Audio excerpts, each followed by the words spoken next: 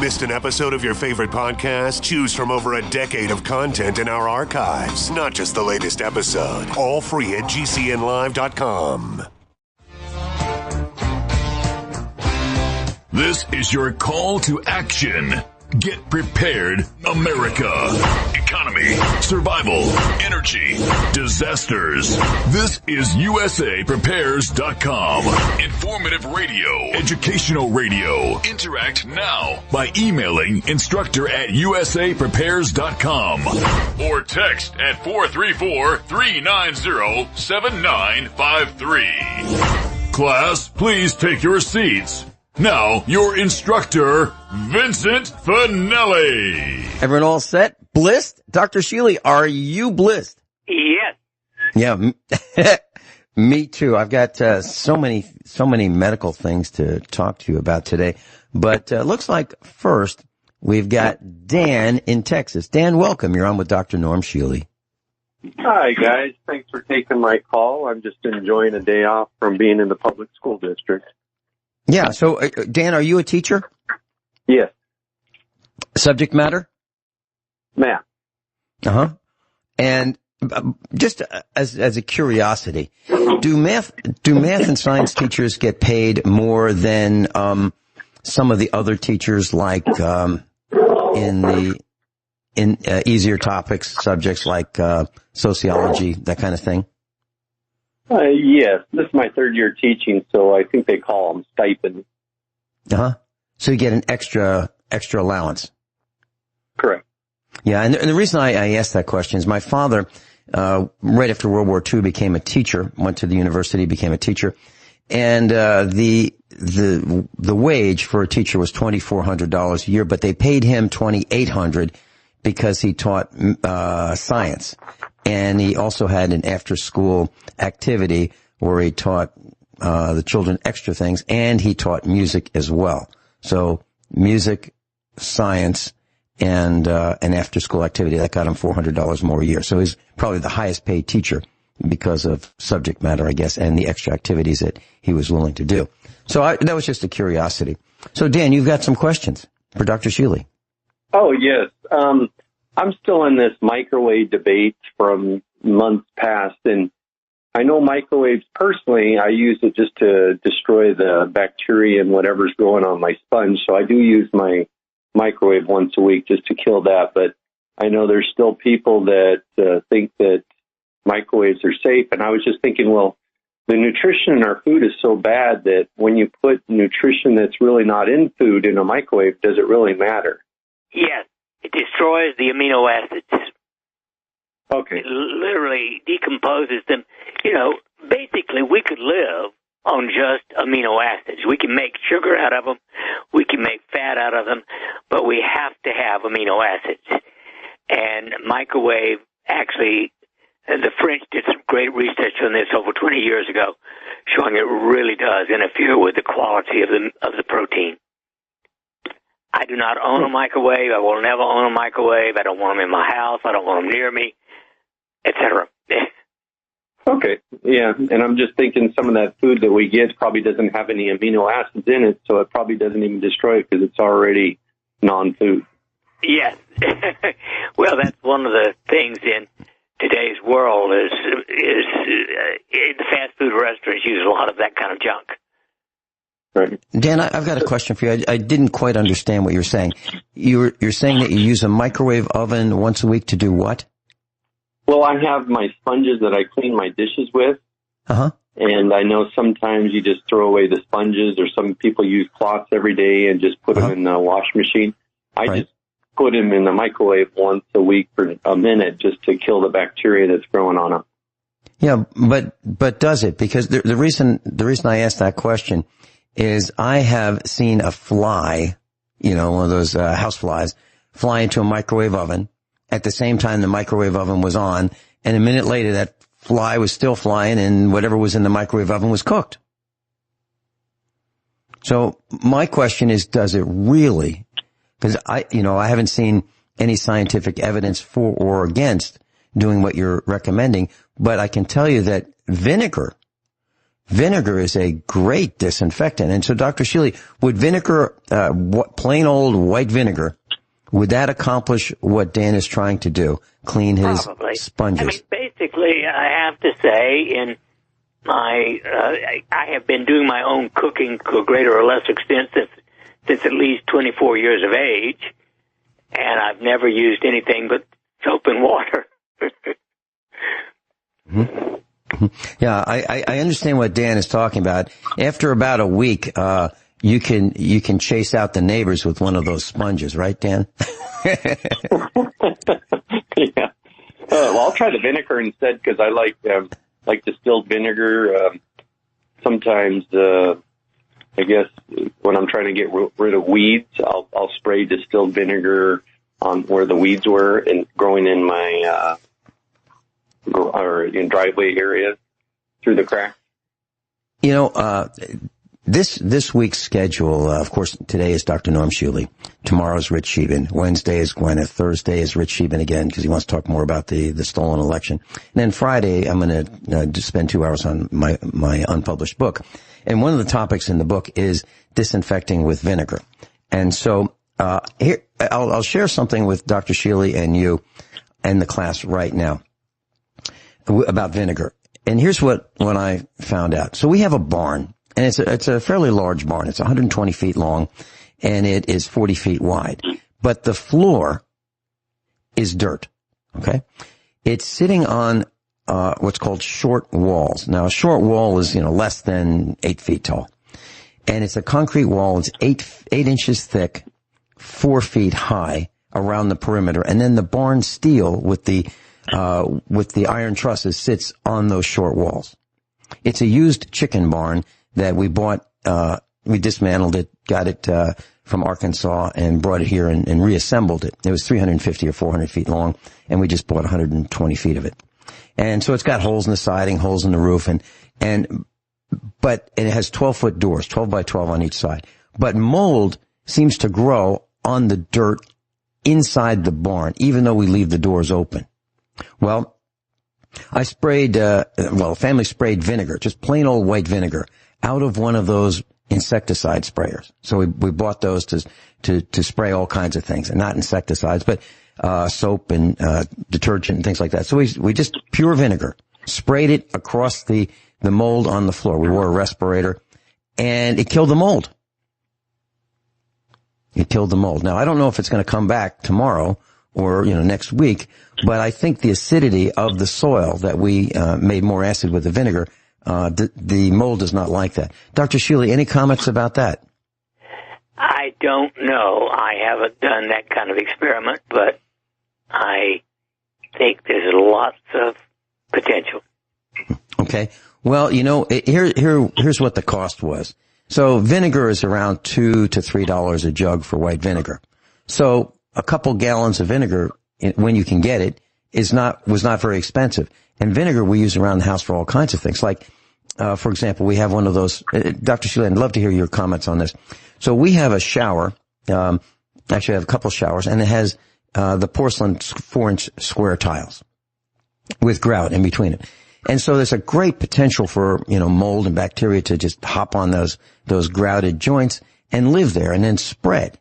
Well, what we do is we have one of those $1 sprayers. It's like a quart sprayer. They sell them at, I don't know if they sell them now, but they used to sell them at the dollar store, the Chinese factory outlet. 6 of them for $6. Sam's Club sold them. And we would just put vinegar in there and spray it on the shower pan, the shower, the porcelain tiles, and it kills the mold. And if you do it early and often, you don't have mold. It gets it before you even see it's there. Your comments, Dr. Shealy, about that? Well, I say just no question that vinegar does kill stuff. Mm-hmm. I like it for that purpose. Dan, any comments? Any questions? Yeah, I mean, you're going back 20 years for me. I used to love cleaning my house once a week with all these cleaners that would give me headaches, and just I would feel bad the next day. And then I started doing my research on health and nutrition and came across distilled vinegar. So I started doing that 20 years ago, and my headaches all of a sudden went away, and I was like, gosh, probably just a coincidence that all those chemicals in the air were causing me headaches. Well, the one that I think is the most deadly and offensive to the body is, it goes by the name of Fantastic. There's one just like it called 409. You know, they are great degreasers, but if you inhale it, gosh, it'll kill you. Or it sure seems like it would. So we don't use those. So we try to use, you know, as natural a product as we can. And sometimes we'll put vinegar in the dishwasher, you know, like a quarter of a cup. And you get the dishwasher started, wait till it's in the washing cycle, then put some vinegar in there. Because if you put it in right away, the first thing that a dishwasher, an automatic dishwasher, does is it drains whatever liquid's in the bottom of the dishwasher. So if you put it in right away, it's going to drain it right out. So you wait till it gets fired up and starts, you know, splashing that water around, heating the water. Then you put it in. It seems to work pretty well. Now, I've also read, whatever you do, don't do that. I mean, I've read that on the internet. Now, so there are lots of opinions. I don't know why you wouldn't want to. Maybe because you can wear out the seals on the water pump. I don't know. But it doesn't seem that seems to be the problem. So those are a couple of my thoughts. What else do you have for us, Dan? Okay, next question. I have two more after this, or one more after this one. With working in the public school district, I know one day we're going to have a vaccine. Is there anything like, should I bring a cold pack once I get that injection? Are there any protocols before and after, like up your dose on your vitamins before and after, that kind of stuff? At the top of my list is to give 1/10 of a cc intradermally instead of 1 cc intramuscularly. That was proven to be just as effective, and it cuts the risk by 90%. Now, if you can't get somebody to do it that way, then I would take at least 5 grams of vitamin C the day before, the day of, and the day after such an injection. Okay. So Dr. Shealy, should he try to get out of the injection? Well, I think, personally, I've been saying for 9 months, they're going to have to use a gun to get me to have one, but I don't like it. I think it's exquisitely dangerous. Dan, I don't want to take your time, so you'll have as much time to ask as many questions as you'd like, but I want to share something that may be of assistance. Sure. I have had the benefit of having a Dr. Shealy's appointment via telephone. I'm talking about a medical consultation via telephone. The same thing that I've been telling the class about. I've had one of those, and I am beyond impressed. I'm talking about just me, just Dr. Shealy, each of us on the telephone talking about medical issues for 1/2 hour. Now, I know you can get them for 1 hour, but time was limited, so it was 1/2 hour. It was beyond spectacular. Dr. Shealy, if someone called you with concerns about the virus immunizations, are you able to, through a medical diagnosis via telephone, come up with a reason, should there be one, for your newest patient, whoever that may be, it could be Dan, to be exempted, if you will, by prescription from you? Well, I do like those, but of course, the government being as cruel and evil as it is, they may or may not accept an exemption, no matter how sick you are. Dan, please hold, and Sure. We'll get to the rest of your questions. Dr. Norm Shealy is with us, medical doctor at the Blackboard in the broadcast classroom. Dan is with us in Texas, and he has some more questions for Dr. Shealy. Dan, please continue. Oh, okay. So going along with just kind of prevention of having vaccines, and are you guys familiar with Steve Quayle? Absolutely. Oh, okay. I think I started listening to him almost 20 years ago, and his thing from 20 years ago, shot in the arm, shot in the head, either way, you'll be dead. So I know sometimes we want to avoid needles, but just in case, the protocol. And Dr. Shealy, I started getting your emails a few weeks ago. Do you have anything that you can explain to the listeners about how to sign up for your email and maybe in a future email you'll have some kind of protocol for if people have to get stuck with a needle? Yeah, well, if people sign up for my free email newsletter, they can get a download of either 90 Days to Self-Health as an ebook or my favorite, Autogenic Focus, which I think every human being should be practicing. And you can actually get the MP3 at no charge by signing up for my free email newsletter at norm@normshealy.com. I mean, the website is just normshealy.com, but you can email me, norm@normshealy.com. Okay, thanks. And, some people are kind of getting worried about the next thing going on, so everybody's rushing out to buy certain supplies, and I actually did the same. I was thinking, I better have my magnesium, so I ordered some more magnesium. Yeah, it's interesting how many things have run in short supply from our suppliers during this entire stupidemic. Yeah. Well, Vince, one other thing that you brought up, because it seems like 2 more times this week you're going to probably bring this whole subject up about Trump and the election, but when I called in, Jason fortunately answered my call and said, what would you like to talk about? And I said, well, I would like to talk about nutrition. I'd like to talk about you. He probably didn't catch that, but I think if more people are like Jason and they tried to run for president or Congress, thousands of people next political selection would become a political election. So I think Jason and people like him that are stepping up to, make a change. Let me bring some clarity to what you said. Traditionally, the guys and gals who do what Jason does on a radio network are called board ops, as in board operator. I refuse to call Jason and those who do what he does for USA Prepares board operators. I refer to Jason as an engineer. And he, you would think that the qualifications to do what Jason does might not be very sophisticated. Well, that's not true. Jason has to juggle.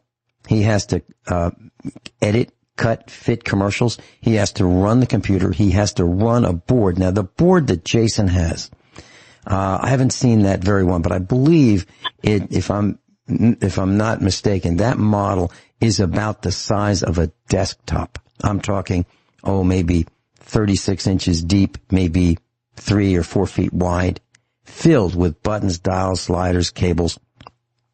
And so he has to understand computers, he has to understand radio, he has to be professional, he has to show up on time, he has to understand timing, and there's a whole bunch of things that he has to know how to do.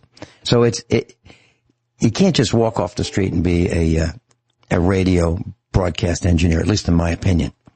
And so I really respect what he does, and also, if he weren't paying attention, he could sync the broadcast all by himself. He could make us sound lousy, or he can make us sound great. Kind of like the Outer Limits that, when it first came on, we control the focus, we control the broadcast, that kind of thing. He does. So I really appreciate what he does. And he's degreed. He's gone to, well, I'm sorry. I think he decided not to finish, but he's gone to the college, and his platform for running for president, JasonStanek2020.com, is brilliant. It's small government. It's like what Thomas Jefferson wanted. That's exactly what his platform is. I've got a couple comments about the Hippocratic Oath. If you could just stay with us, Dan, I'd appreciate it. Class, it's Monday, and on Mondays, Dr. Shealy carves out 2 hours from his schedule in his practice to be with us, teaching us on the air at USA Prepares. Thank you, Dr. Shealy. I've asked, because of Dan's comments, I've asked Jason to just share with us a couple seconds or a couple minutes, however he'd like to do it. What happens and why when a call comes into USA Prepares? What happens, class, is we give out the number 866-582-9933, and people in the class will call. when they call that number during the hours that we are live, Jason will answer. Jason is our radio engineer. He'll answer the phone, and he, I believe, asks the question, what would you like to talk about? I believe that's what he says. Is that right, Jason? Yeah, that's basically it. Okay. And why do you do that, Jason? Well, the call screen itself has a little spot where I can put in the topic that the caller wants to talk about, but it's just so you can then see it, read it right there. That way I don't have to, talk to you while somebody else is talking to you, and you can just read it and see, oh, this next caller wants to talk about some health question for, Dr. Shealy or whatever. Okay. So, class, I have this screen. I have 3 screens in front of me. And the screen that Jason's talking about has all the telephone lines that pertain to USA Prepares, the first one through the last one. They're all numbered. And I have some buttons. One button says answer. Another button says hold. Another button says air. And another button says drop. And then there's a box that says Dan. And then in brackets it says Texas. So who did that? Well, that's Jason did that. Jason typed in Dan, and then he typed in Texas. So I know Dan is calling. That's his first name, or that's what he claims to be his first name. And he claims to be calling from Texas. And then it tells me how long he's been on hold after Jason answered the phone. And it tells me how long he's been on with me and Dr. Shealy. And right now it's 29 minutes, 40 seconds. And so I have the opportunity to click the hold button, which means that Dan can be put on hold and no one can hear what he's saying, or I can hit the drop button and he's gone. And it's really interesting. It's really interesting that all the information I have, I've just told you about. And it says nutrition. Dan wants to talk about nutrition. And that's great because it tells me that he's on topic and he wants to talk to Dr. Norman Shealy about nutrition. So I just wanted to share that with our class. Anything else you want to say about why you asked that question, Jason?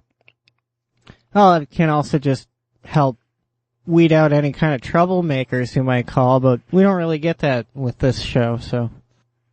And why do you think that is? Why do you think that we don't get troublemakers with USA Prepares? Boy, I'm not sure, because people know what you're talking about and want to talk about what you're talking about, so I don't know. If there's anybody else who wants to try to mess with that, I guess they're not listening if they were that type of person, but I don't know. Does that happen with other broadcasts, that troublemakers somehow find their way in?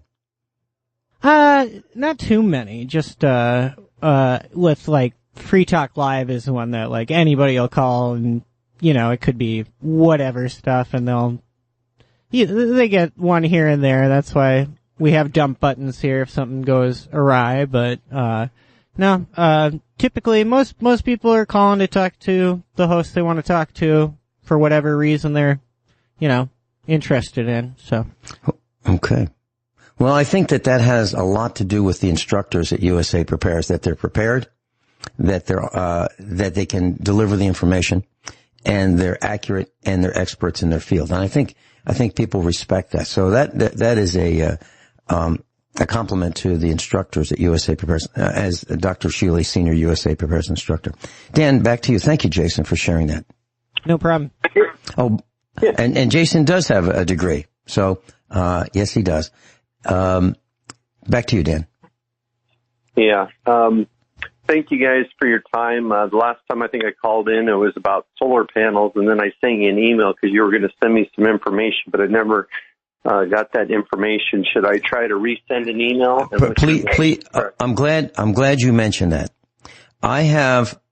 Here's what's happening. Rich Shealy has been telling me this for close to a year now. He's been saying, people say they call him and they get mad at him because he doesn't answer his phone. His phone doesn't ring. Or when Rich Shealy calls me, I have caller ID here in the studio and on the other phones at the farm.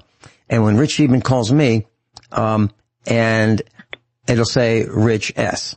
I go, oh, that's Rich. Okay. So I answer the phone. And, if I have to call him back, I can hit the caller ID button and then hit the dial. Meaning I don't have to remember what his number is. I can just hit, redial based on caller ID. I get some other number. What I'm telling you is Rich Shealy's phone is being messed with. our phone is being messed with. Family members call here and say, hey, how come you guys don't answer the phone? We go, because it didn't ring. Or they'll say, I sent you a text, and how come you didn't respond? Because we didn't get it. How come are you mad at me? I got an email from one of our instructors, and he was kind of hurt that I was annoying him, and he was hurt that I don't answer the phone. It's because it doesn't ring. There was a gal in California.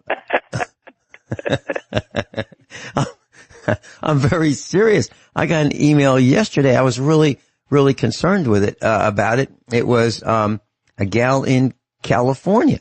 And she said, I'm reading it right now. Hi, Vincent. I tried to send you a Thanksgiving greeting, but it came back twice. I thought I'd made a mistake in the address, but I see, it says spam when it was returned. I'm sending you this in regular email, and please let me know. She wanted to know if you do not wish for me to communicate via email going forward, please just let me know and I'll abstain from sending emails. So that's the feeling is that people think that I'm annoyed with them and I'm just blocking them or I'm not responding to them. That's not the case. The case is I'm not responding because I don't get the emails. So I would say, try it again, Dan. Please try it again. That's what's happening. It really is. So it's just another way to have, your friends from afar, get annoyed with you for something you didn't do. It's just one more way to drive a wedge, between people. Just make them think that you don't want to talk to them anymore. And what email again? You can send that to instructor, INSTRUCTOR, at usaprepares.com. Okay. Well, hey guys, thank you so much for your time. And Dan, one other thing I wanted to mention. So here's what I've done. So I have sent. So when I do get emails, sometimes I'll send a copy to myself just to make sure I have, a record of what I said. And so I'll just add me to the send to list. So I send it. I'll click reply, and I'll add me, my email address. And I will get back, from CenturyLink a message saying that the email to me was undelivered. They won't deliver it because they think there's something wrong with the message. So they won't even let me send me an email. That's the kind of thing that's happening. So I know we're being messed with. So I just wanted to share that. And one other thing, Dan, while you're with us, if you don't mind, I wanted to share the Hippocratic Oath with you. Get Dr. Shealy's opinion on this. So the Hippocratic Oath was from the physician Hippocrates. He's been credited for this. But he said, according to this oath, I will use those dietary regimens which will benefit my patients according to the greatest ability and judgment, and I will do no harm or injustice to them. Neither will I administer a poison to anybody when asked to do so, nor will I suggest such a course. Similarly, I will not give to a woman a pessary to cause abortion, but I will keep pure and holy both my life and my art. I will not use the knife, not even verily, on sufferers from stone, but I will give a place to such as are craftsmen therein. It also says that I will enter to help the sick. I will abstain from intentional wrongdoing and harm, etc. And I will never divulge. I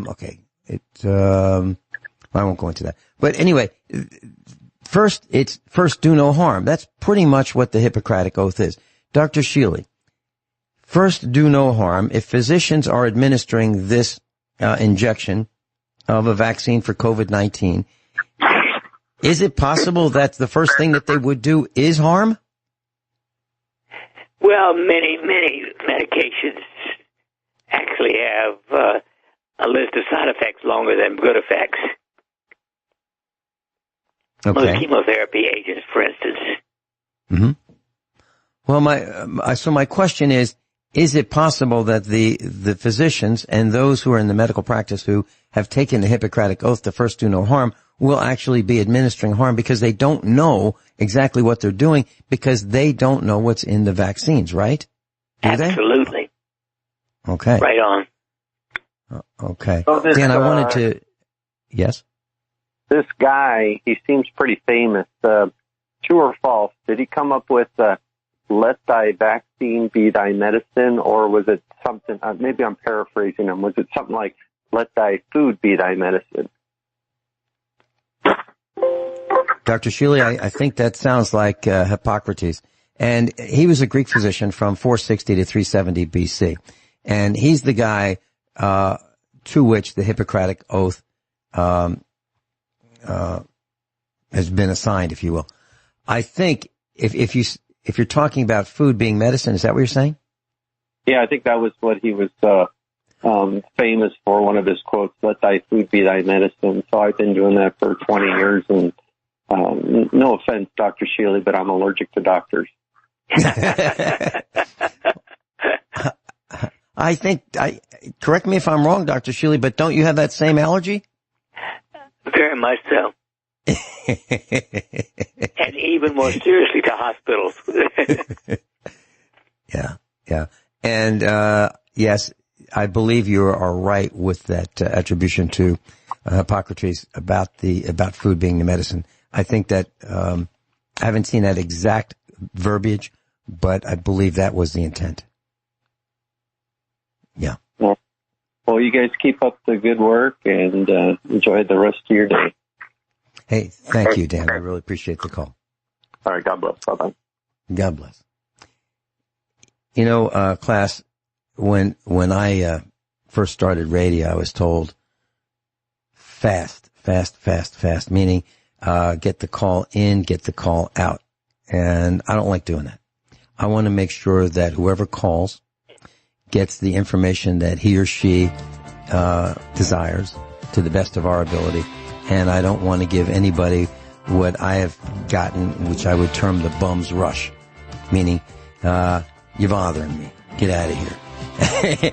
And I don't think that's right. If a person has a desire to call in, we want to make sure that they get the accurate information, and we want to make sure that if they write it down, they don't make a mistake. They actually get it right and can implement. Dr. Norm Shealy's with us, and the quote that Dan mentioned is, I found it on the internet. It's Hippocrates. It's, let food be thy medicine, and medicine be thy food. Repeat. Let food be thy medicine, and medicine be thy food. Dr. Shealy, that sounds like Dr. Shealy. Well, there's no question that good food is next to air. Probably the next most important thing. Mm-hmm. Mm-hmm. And, I was going to ask you at the bottom of the hour news about 25 minutes ago, we heard that Pfizer has what they claim to be a 95% effective vaccine. They say it's a safe and effective vaccine, 95% safe and effective. Is that possible? Probably is it possible not. that? Mm-hmm. Mm-hmm. I mean, Okay. safety is in the eye of the beholder to some extent, isn't it? Let's face it, the beholder is a pharmacomafia. Well, what else can I say? Well, it brings to mind that old expression, right after surgery, the operation was a success, but the patient died. Right? Isn't that possible that the vaccine could be a success, but the patient could die from the vaccine? I remember telling a very dear friend, he was in his 80s, and he lived in the village where I live, and he had cancer. And he was doing okay. I mean, it wasn't fun, but he was surviving it, and he was mobile, and he told me that he had a doctor's appointment, and I said, Paul, I know what they're going to do. They're going to tell you to get the flu shot. I know they're going to tell you to do that. Please, promise me you're not going to get the flu shot. He said, okay, I promise. And, I'd see him for lunch and I'd go visit him and I'd call him up and talk to him like many, many times a week. He wasn't just someone I was checking in on because he was not, feeling in the best of health, but he was a friend. And he was my father's friend, about the same age as my dad. Both those guys were in the war together, World War II.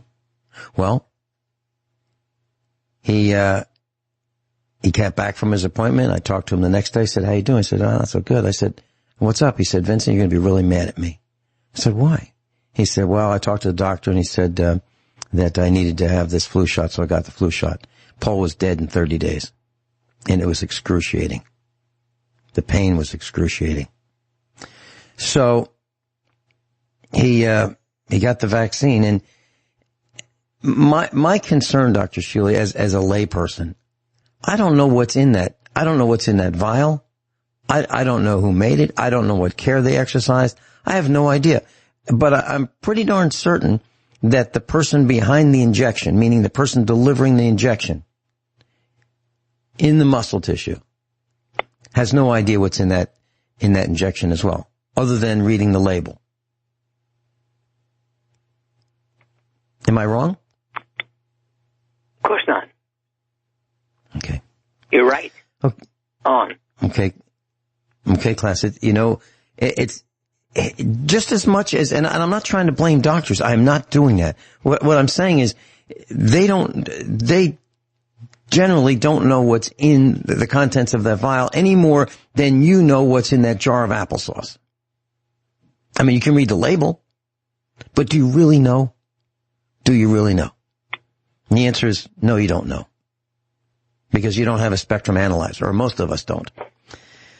Dr. Shealy, I have a question from one of our class, and this middle-aged gal has ringing in her ears. And it says sound in the ears, kind of like a static, but the volume changes. It gets louder, sometimes it goes away, sometimes it comes back, kind of like a static hiss. Do you have any idea what that might be? It's called tinnitus, and nobody knows exactly the cause of it. It's not at all uncommon.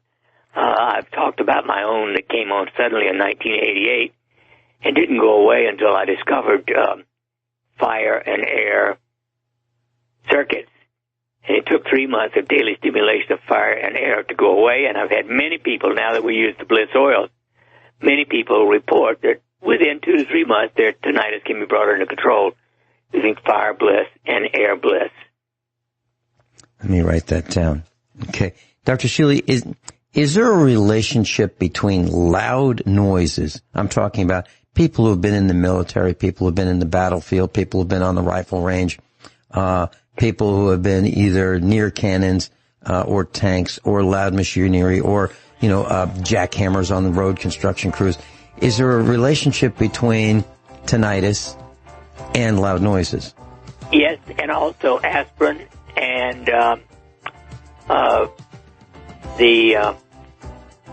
bismuth sulfate. And meaning that causes it or alleviates? They can cause it. Aspirin can cause it. Taking aspirin every day can cause it, and taking bismuth sulfate, for a week or two can cause it.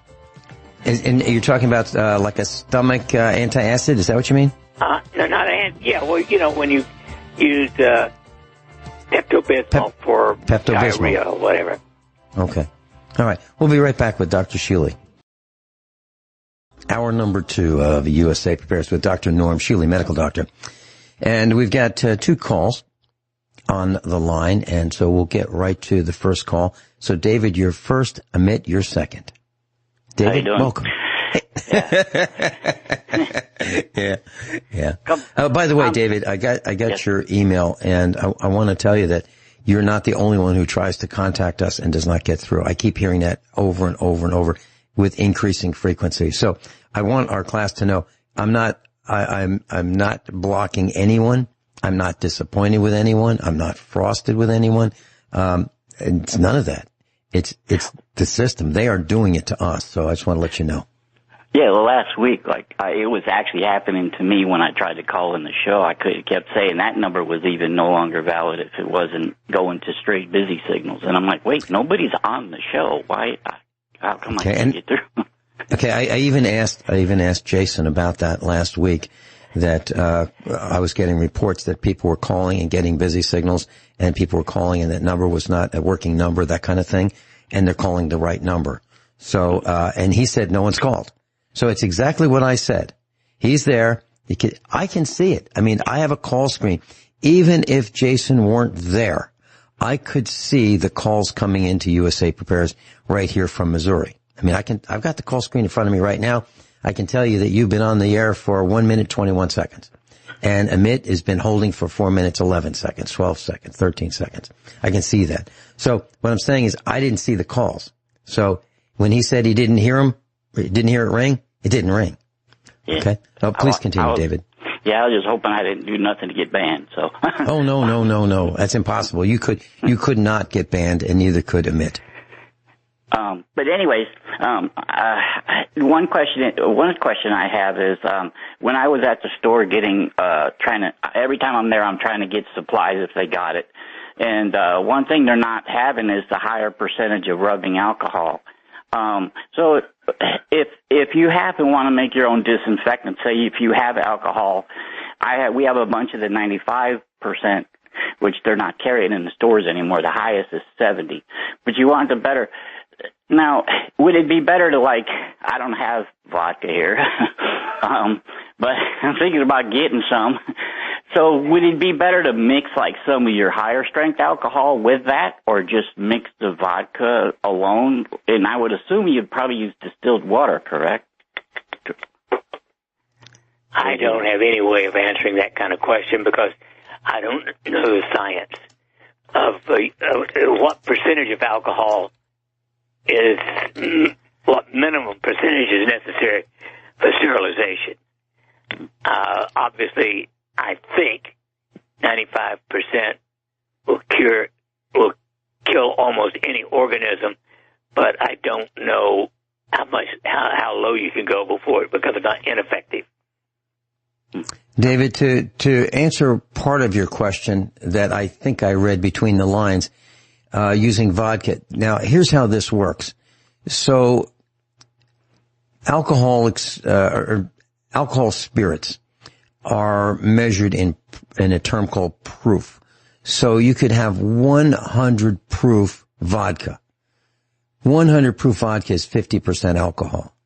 Now, 200 proof spirits, we'll call it, would be 100% alcohol. So if it's 80 proof, it'd be 40% alcohol. That's how that works. So I don't know of a vodka that is 95% alcohol. I don't know of one. Now there could be, but I don't know of one. So Jack Daniel's, I believe, is around 80 proof. I don't drink, those kinds of drinks. So I'm a little out of my league here, but I do know that 200 proof is 100%. 100 proof is 50%. 80 proof is 40%, and so on. Okay. I'm just looking down. Okay, here, I just found it. There is a Balkan 176 vodka is 88% alcohol. Yeah, I'm just looking down the road since they're starting to have more, and they already have limited now, supplies. So I'm going. Well, all right, let's cut to the chase then. So what do? Here's what our son does, and let's get Dr. Shealy's comment on this. He takes hydrogen peroxide, and he has a spray bottle, and this is one of those kind of spray bottles that it's probably 8 ounces. He keeps that in his truck, and he mixes the hydrogen peroxide, about 10%, with filtered water, meaning ProPure water from the kitchen.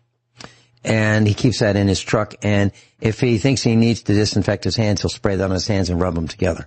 So he'll get a fine mist on his hands, and then rub them together so it covers his hands. Dr. Shealy, what are your thoughts about that? Sounds good. Okay. I have a feeling, I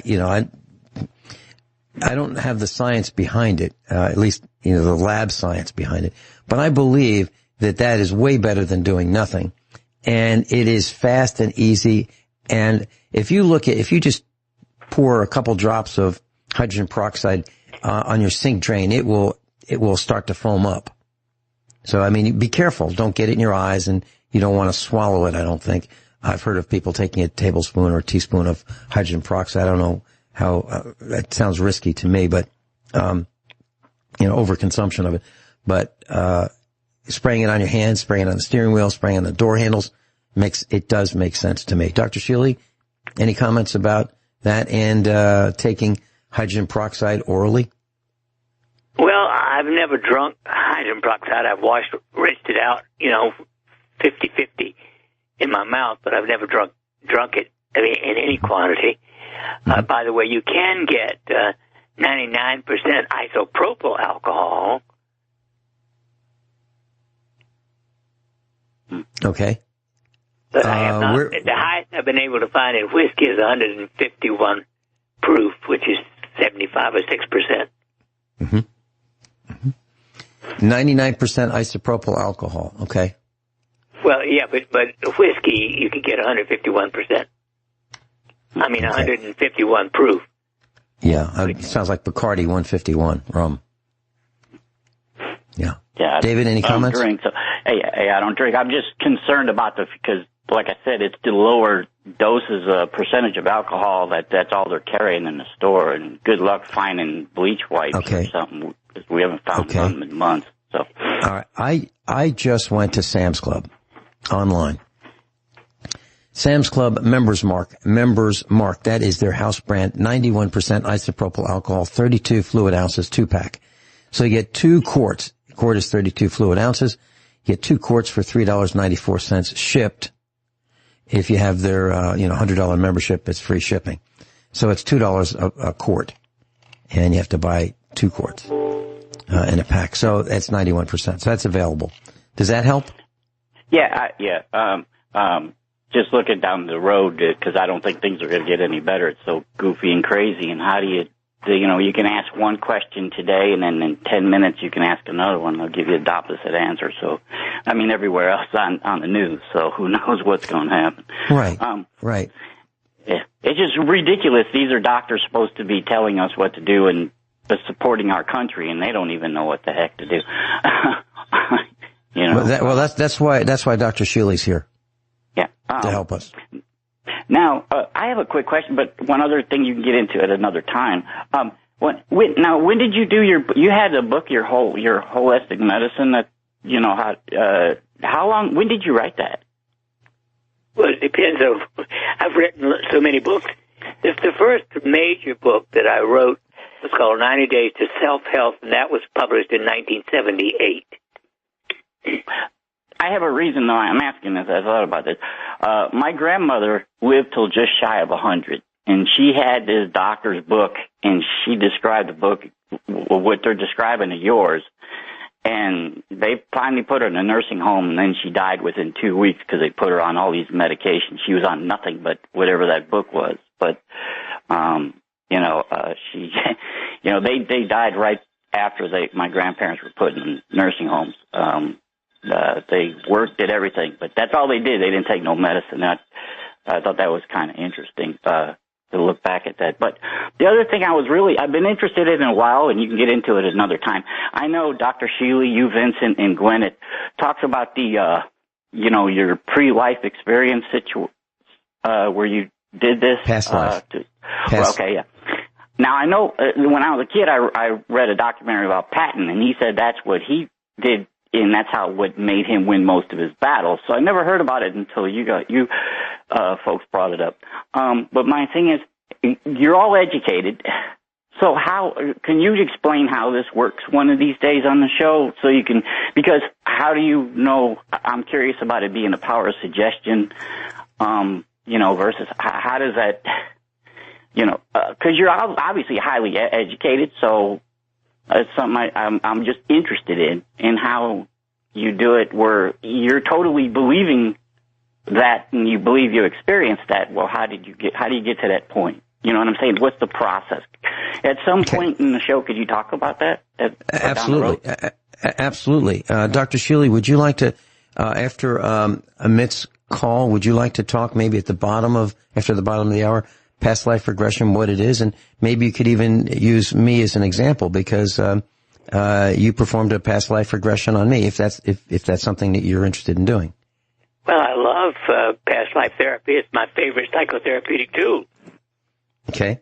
All right. So I'll tell you what, David, we can do this two ways. You can stay with us, or you can call back after the bottom of the hour, and you can be part of this if you'd like to ask some questions.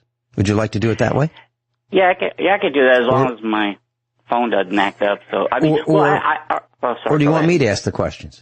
We can do it either way. You could go ahead and do it, and I'll get off in case somebody else wants to call, because like I said, I have ears around here that causes me problems, and I still haven't found the actual location yet. I'm getting close, but so this way somebody else can chime in, because it's really interesting. Like I said, I played in a documentary when I was a kid where General Patton, he said that's the same thing, and that's how he won most of his battles. Because he was there. Because he was there. Right.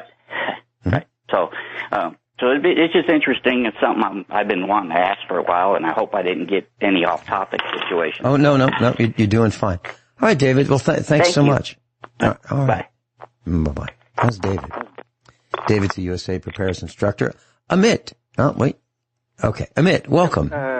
Calling from Massachusetts. Good morning, Vincent. Good morning. First, I want to make a comment on availability of certain things in stores in this area. I'm calling from Massachusetts. So, when the panic began, a certain brand of vitamin C disappeared, at least from Walmart and maybe some other stores as well. And I think only in the last month or so, 2 months, it is being seen again. But my question to Dr. Shealy is that I have read that fungal infections cause many major maladies. Say, for example, even hardening of arteries. Class, very quickly, I just did a search on isopropyl alcohol at 91%. Walmart is out of it. Walmart online is out of it, but Sam's Club has it.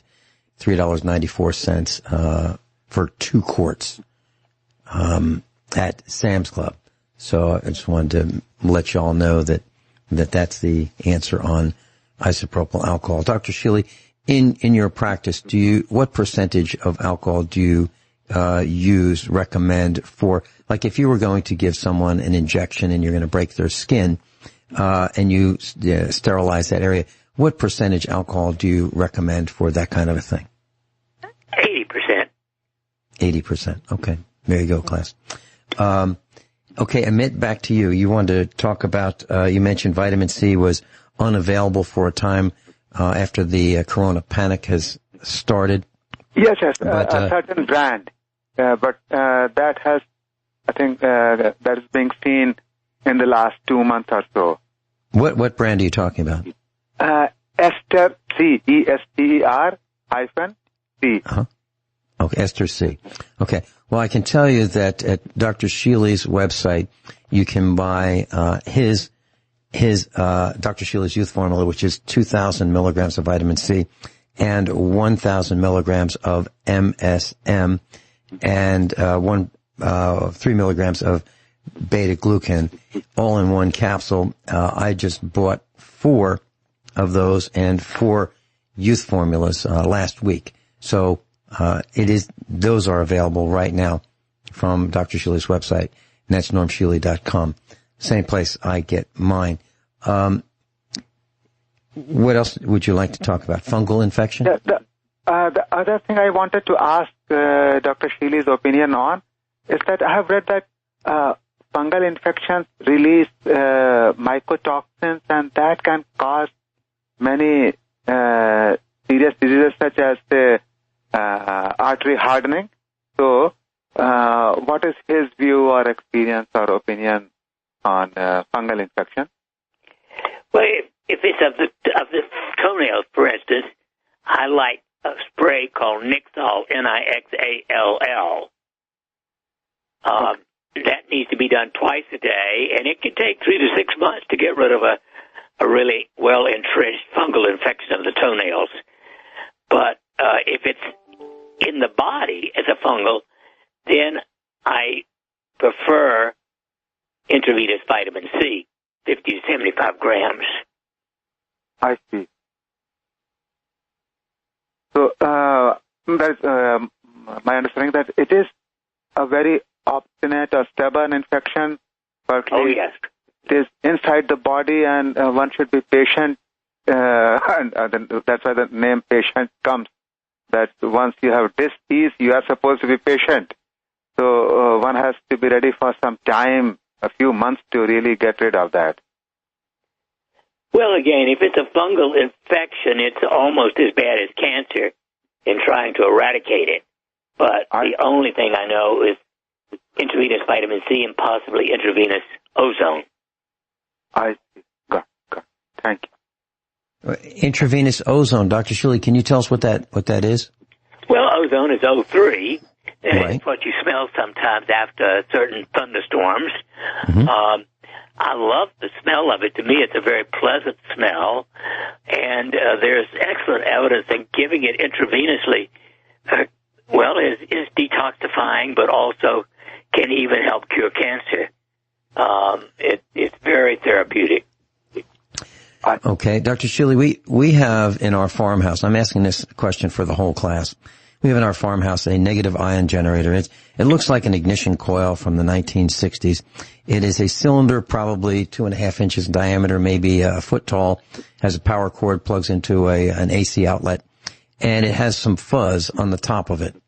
And this fuzz is a brass wool, kind of like steel wool, but it's brass, and it emits negative ions, which is, there's an ozone, that's formed right around the brass wool. And if you smell it, it smells exactly like you're talking about, that nice, clean, after a thunderstorm smell. Exactly. Now, is that something that, and this thing's been running for easily 30 or 40 years, wherever we've lived, and it causes dust particles to become heavy and fall right down. So, it's almost like you have to make tall steps walking around the house because the dust falls so quickly. But I'm kind of exaggerating. But what I'm saying is, can you inhale that? Can you smell that brass wool and smell the ozone? Is that therapeutic for lungs? Well, it's therapeutic, especially for the nose and sinuses, possibly for the lungs. Plus, I hope you've been paying attention to the bottom of the hour news. It's become sports now. And sports is interviews with players and owners, and they say things like, well, we've got to try really hard, and we've been trying hard. And this is, we've had a really good season, and we're looking forward to a really good season. And we're really trying hard, and we got to keep trying hard. And that's what they say. It's absolute nonsense. I'm sorry to interject that, but that's what. They're taught that. They actually go to classes to learn how to say things without saying, those other guys are a bunch of bozos and we're going to go beat them up on the field. They actually go to training so they don't say things like that. Emit fungal infection. Anything else you want to say? Yeah, I think Dr. Shealy summarized it very well that if it is large inside the body, it is really difficult to get rid of. But if anything, he can tell us about how to ward off this infection. That is what to do. Okay. Well, avoid sugar. How do we ward it off, Dr. Shealy? And take lots of vitamin C. Okay. And be sure that you get some zinc. Zinc is another one of the protected, so you need 15 to 20 milligrams a day of zinc. And you need 2 milligrams of copper. The immune system is very complex. Copper plus zinc plus... Okay, so avoid sugar and carbohydrates. And that would be pasta and bread and flour and, gluten. Right, Dr. Shealy? And rice. And rice. Okay. Okay, got it. Thank you. Thank you, Dr. Shealy, and thank you, Vincent. You're welcome. Oh, you're certainly welcome. Thank you for calling in. Bye. Yeah, bye. Okay, bye-bye. All right, that was Amit. Okay, we've got Charles. Charles in Ohio, and then Bob. And then past life regression or past life therapy. Charles, you're on the air. Good morning. Hope everyone's well. Very, thank you. Well, I just wondered if the doctor had any opinion on different people. So I started avoiding meat many years ago, and it wasn't because of the meat itself. It's more because of the processing that I think that a lot of the large agricultural companies do to their products, the speed at which the care they take. But I started relying on like nuts, seeds, beans for protein more. And so whereas what I do or might not relate to the general public, but when I sit down and eat nuts, I eat quite a bit of them. And there are people who say that they break it down like nuts, seeds, and that peanuts are and cashews aren't actually nuts; they're legumes and beans. But they contain a certain type of protein that makes them difficult to digest. But they say that you can avoid that difficulty by soaking the nuts for like 8 hours, and then you can dry them out. And soggy nuts aren't appealing to me, but I have done it, and they are edible, and you can season them and make them to your taste too. Well, I don't know any plant of any kind that contains taurine, an amino acid that you're supposed to be able to make out of other amino acids. However, 80+% of all the patients I've ever tested are deficient in taurine. And taurine is essential for the nervous system and many, many functions, including the heart and the eyes, etc. So I personally am not a vegan of any kind and never will be. Fish protein is the best for the brain, but all grass-fed beef and turkey and chicken, in my opinion, is a healthier protein than any plant in the world. However, you do recommend fruits and nuts. Oh, yes. Mm-hmm. And I don't soak them. I just eat them. And class, Charles in Ohio is a USA Prepares instructor as well. And he talks about engines and thermodynamic efficiency and things like race cars. And he's been on the air with us a number of times. And I'm so glad you've called in. Charles, do you have any other comments, questions, concerns? No, I very much agree with him. There are times I can feel, I don't know, off from avoiding meat. Now, I'm not a complete vegetarian, but the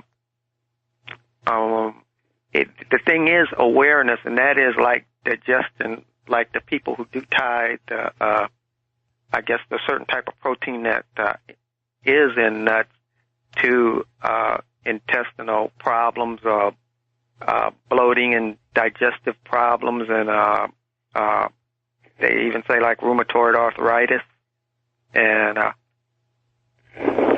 like they say, the soaking deactivates. I just everybody is unique. It depends on the amount you eat. Like I said, when I sit down and eat nuts, I eat quite a bit of them. So it could be more of a personal problem.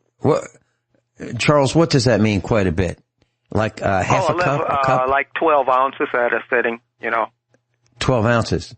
That would be like 1.5 coffee mugs, right? Just like a standard can. That's a lot. Yeah. Charles, when you do this, are these like Planters peanuts that have, they've been roasted in oil and salted? Well, when I soak them, I generally try, really, what I do, I try and get raw nuts. And then when I soak them, I'll generally let them sprout because from what I understand, it sounds to me like what you're trying to do is use water as a universal solvent to remove some of the composition of the nut and have that be absorbed by the water, pour off the water, and then eat what's left. Is that right? Yeah. Okay. I pour off the water. Like I say, I'll let them sit for a day, and usually in 2 days I know if I've gotten good fresh nuts because they will start to sprout. And that increases the nutritional value when they sprout. You do the same thing with seeds. Mm-hmm. Dr. Shealy, any comments? I'm not likely to take it up. Well, it can get complex, but life is. Well, you know, there's certainly one thing that you've determined or can determine from this, and that's whether these nuts have been killed. You know, whether they're still alive. If they sprout, they're still alive. If they've been killed, you know, through a radiation or a chemical process, you can tell that, right? I mean, you won't know which, but you'll know whether they're still alive, right? Absolutely. There's a theory, say, and like even in the soaking, and like you're saying, you know, like you say, planters are full of grease and salt. But yeah, when you get your own and you know that they are still alive, the thing is that some people say that the foods contain vital nutrients and stuff to digest them if you don't cook the food beyond the boiling point. So you're getting healthier food closer to a raw diet when you control the temperature and the process. Okay. Charles, I've got Bob in Michigan patiently waiting. Anything else you want to share? No, thank you very much. Feel free to call in anytime, okay? Thank you, Charles. Thank you. Bye. All right. Bye-bye. Bob in Michigan, thank you for patiently waiting. Yeah, no problem. First thing I gotta say, if fish protein is so good for your brain, how come fish get caught all the time? It's a great question, but I don't think anybody knows the answer. You know what I thought you were going to say? How come it's Joe Biden's favorite food? Right. Hey, now I want to talk about the vaccine. First off, I got to ask you, you know, our skin is a natural barrier. So whenever you get an injection, you're violating that barrier. So I would be very leery of any kind of vaccine or injection of any kind, for that matter. Well, you need to do your own research, and you need to be well informed rather than just like going to Sam's Club and you walk by that table that gal just shows up at every once in a while and never to be seen. Probably never to be seen again, and she's there giving away free vaccinations. I mean, why would you trust her, right? Not that she's right. Not because she's a female, but just why would you trust her? You don't know her. Well, instinctively, we don't like getting a needle stuck in us. Yeah. So. And dogs don't like to smoke. You're right. Now, Vince, I sent you a email sometime. I see you're talking about maybe not getting everything. So I sent you a article that appeared on Clyde Lewis's website. Did you get that? I did get it, yes. You want to share with the class what you're talking about? Well, it was a November 13th program that he had on, it's Clyde Lewis's site is called Ground Zero. And he talks about this vaccine. There's every indication that this could very well be the mark of the beast that the Bible warns about. And he goes through some interesting, when you add up the numbers of the letters corona, you get 66. And it's a 6-letter word, so that ends up being 666. He shows how you figure that. So well, how about this point? We know that, or we've read that it has nanoparticles. We know or have read that it has metallic constituents in its composition, and we know that metal is a great conductor of electricity. And we've read and heard the theories that you will become programmable by having these vaccines. Dr. Shealy, what are your thoughts about that? The nanoparticles, the metallic particles, the mercury, the etc. Well, the mercury and the aluminum are the critical. They're somewhat worse than arsenic, and they are unacceptable. They are poison. Period. Mm-hmm. What are your thoughts about these nanoparticles making us an antenna for programming via 5G? All I know is I don't want them. I know enough to say I don't want them. Bob, after this break, we're gonna talk about past life therapy. Dr. Norm Shealy's with us, the medical doctor. Bob in Michigan's with us. Bob, I'm pressed for time. Anything quickly? If they make it mandatory, what's our alternative? For vaccines? Yeah. Okay, those Dr. that Shealy? don't want to take it. We better get prepared for that. Okay. I don't know. I do think you might find a holistic physician who could give 1/10 of a dose intradermally instead of IM, 1 cc. There you go. Okay, Dr. Shealy, is that something that you would consider doing? Absolutely. Okay. There's your answer, Bob. Have you ever been to Missouri?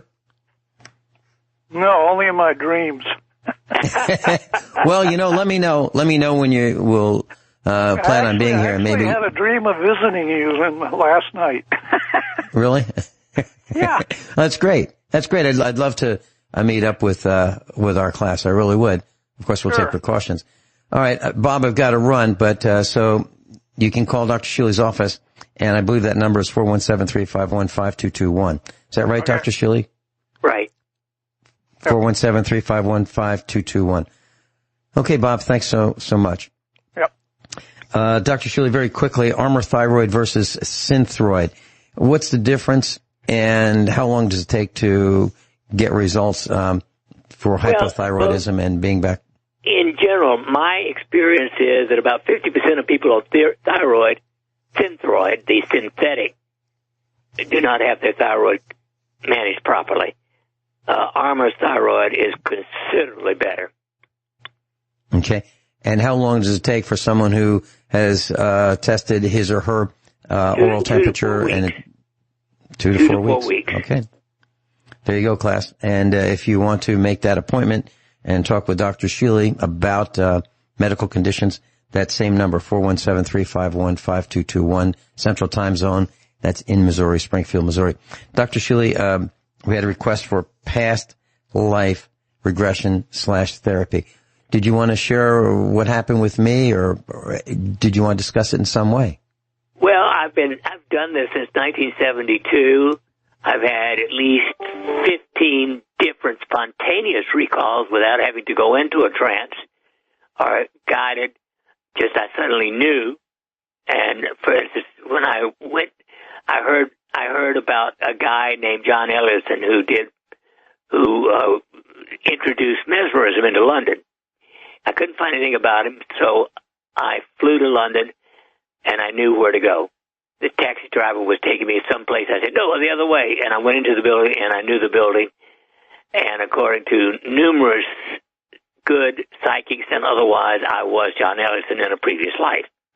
But I can guide people, and often in a major illness of any kind, it is unfinished business, anger, guilt, whatever, from a previous life that is showing up in this life and causing trouble. Okay. Did you want to share what happened with me when you put me into that trance? Well, I remember the experience, but not enough details of the exact I know you had a good experience, but I don't remember the details enough to give it.